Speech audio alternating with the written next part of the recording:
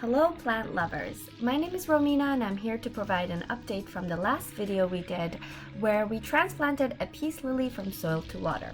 Before we get into it, I wanted to share a comparison of a healthy rooting from a corn tree cutting that we had placed into water and another example of a failed attempt where a different cutting from that same corn tree developed root rot in the process of propagating.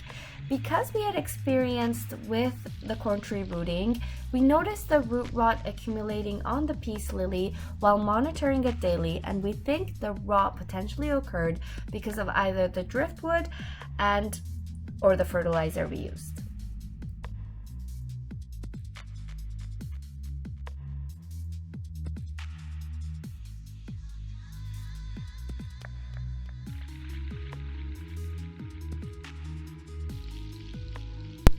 To correct the root rot, we removed the driftwood and trimmed down the rotted roots, and using a few drops of bleach in lots of water, we made a solution to disinfect the remaining roots by dipping them into the solution for just a few seconds. We saw that the crown of one of the lilies was also affected by the root rot, so we had to cut off the affected parts from the crown as well. We then placed the disinfected remaining roots into a clean vase with some water in it.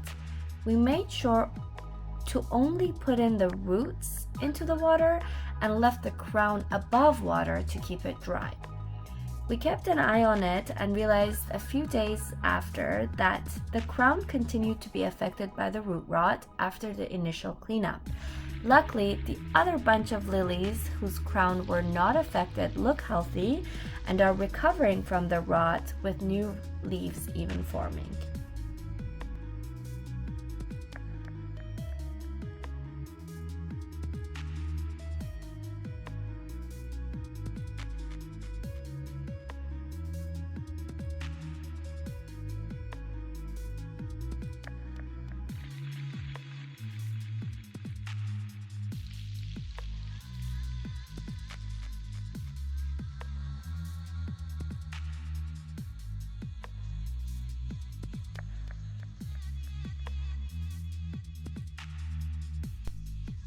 In an attempt to salvage the lily that continued to show signs of root rot, we cut off some of the leaves, especially the yellowing ones and the browning flowers.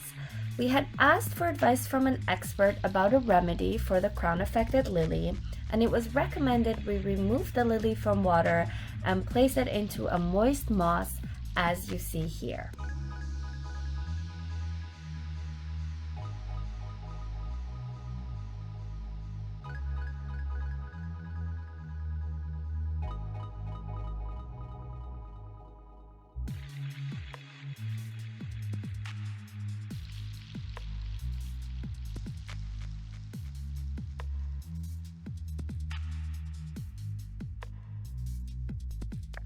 We hope you enjoyed this update video and stay tuned for more updates on our journey.